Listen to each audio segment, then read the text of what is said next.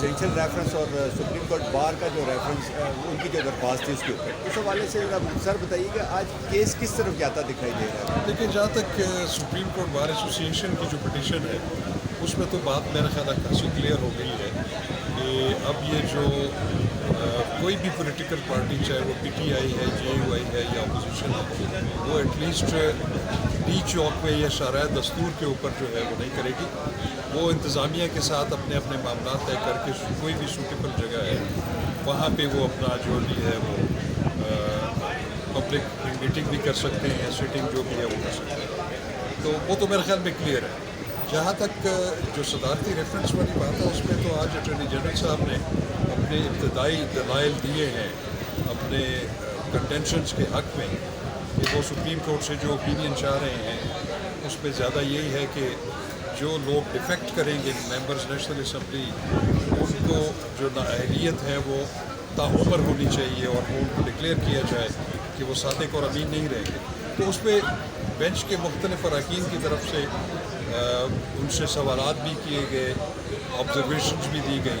لیکن ہم چونکہ آبزرویشنز کے اوپر کوئی حتمی رائے قائم نہیں کر سکتے، لیکن اینڈ میں مجھے لگتا یہ ہے کہ چونکہ آئین کا آرٹیکل 63A بڑا کلیئر ہے اور اس میں جو ہے یہ صدارتی ریفرنس میری دانست میں جو ہے وہ صحیح ایڈوائس سے جو ہے وہ دائر نہیں کیا گیا.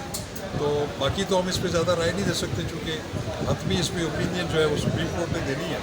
لیکن میری اپنی بطور طالب علم قانون آرٹیکل 63A جو ہے وہ بڑا کلیئر ہے، اس پہ کسی انٹرپریٹیشن کی میرے خیال میں ضرورت نہیں. Thank you. دوسرا شاخاور صاحب یہ بتائیے گا کہ ایک موقع پر چیف جسٹس امرتا بندیال نے ان کو یہ بھی کہا کہ یہ تو پارلیمنٹ کا معاملہ ہے اور یہ پارلیمنٹ میں آپ لے جائیں.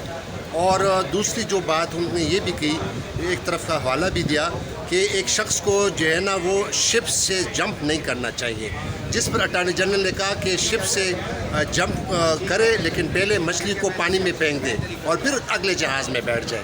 اس حوالے سے ذرا اس کو ذرا الیبوریٹ. ہاں، یہ سہیل خان آپ کو پتہ ہے کہ اس طرح کی جو ہے لائٹ نوٹ میں یہ بھی گفتگو ہوتی رہتی ہے وکلاء اور اٹارنی جنرل اور ججز کے درمیان.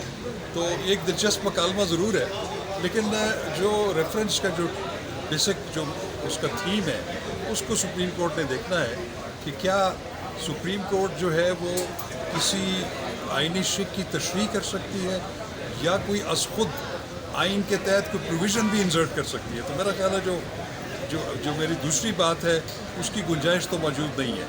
تو انہوں نے دیکھنا اسی میں ہے کہ جو پریزیڈنشل ریفرنس ہے کہ وہ ان کو جو ڈسکوالیفیکیشن ہوگی، اول تو میں اس بات پہ بھی متفق نہیں ہوں کہ وہ ڈسکوالیفائی نہیں ہوگا ڈیفیکٹ کر کے، اس کی سیٹ خالی ہو جائے گی. تو اس پہ اب سپریم کورٹ کیا رائے دیتی ہے وہ اب ہم ان کا وزڈم دیکھیں گے. اچھا سر، لیکن اٹارنی جنرل صاحب کہہ رہے تھے کہ چونکہ 63A کو صرف وہ آئسولیٹ نہیں ہے، اس کو آپ 62(1)F میں بھی دیکھیں گے. اور 62(1) آپ کو پتہ ہے کہ ایک بندہ صادق اور امین نہ ہو اور اس کی کوالیفیکیشن پھر کسی بھی پارلیمنٹ کا رکن منتخب ہونے کے لیے وہ جو ہے وہ ایک پروویژن ہے، ایک ریکوائرمنٹ ہے. تو اٹارنی جنرل کا جو یہ کہنا تھا کہ 63A کو آپ 62(1)F کے ساتھ دیکھیں. دیکھیے 62(1)F جو ہے اس کا اسکوپ آل ٹوگیدر ڈفرینٹ ہے. وہ یہ کہتا ہے کہ کیونکہ جو آرٹیکل 62 ہے وہ بیسیکلی پرووائڈ کرتا ہے qualification to become a member of parliament. اس میں وہ لکھا ہے کہ وہ صادق اور امین ہو، سگیشیس ہو، نان پروفلگیٹ ہو. اور اگر کسی کورٹ آف لاء نے ان کو صادق اور امین جو ہے وہ ادروائز ڈکلیئر نہ کر دیا ہو، اس کا مطلب یہ ہے کہ جب تک کسی بھی پارلیمنٹیرین کو کوئی competent court of law declare نہ کر دے کہ وہ صادق اور امین نہیں ہے تو پھر آرٹیکل 62(1)F کا اطلاق اس پہ نہیں ہوتا. اچھا سر، ایک اور بات، دوسری بات یہ ہے کہ وہ کورٹ کے بھی مختلف ججوں نے ان کی آبزرویشن تھی کہ یہ جو پولیٹیکل پارٹیز جو ہیں اور جو بھی پولیٹیکل پارٹی کا جو رکن ہے وہ جب ووٹ ڈالتے ہیں تو وہ ووٹ اس کا انڈیویجول نہیں ہوتا ہے اور وہ پارٹی کا ہوتا ہے. اور دوسری بات یہ ہے کہ جب ایک پولیٹیکل پارٹی میں ایک بندہ شمولیت کرتا ہے اور اس کو وہ ٹکٹ جاری کرتا ہے تو وہ ٹکٹ اس کو اس صورت میں ملتا ہے کہ جب وہ پارٹی کے جو رولز اور پرنسپلز ہیں اور جو اصول ہیں اس پہ کاربند ہونے کے لیے وہ ایک ڈکلیریشن دیتا ہے، ایک وہ ایفیڈیوٹ دیتا ہے، پھر اس کو ٹکٹ دیتا ہے. تو اس بارے میں آپ کا کیا خیال ہے؟ دیکھیں وہ تو اپنی جگہ بات ٹھیک ہے، لیکن اگر آپ آرٹیکل 95 کو دیکھیں تو پھر آپ یہ دیکھیں کہ آئین میں یہ آرٹیکل 95 کیوں انسرٹ کیا گیا تھا. وہ تو ہے ہی پرائم منسٹر کے خلاف ووٹ آف نو کانفیڈنس ہے.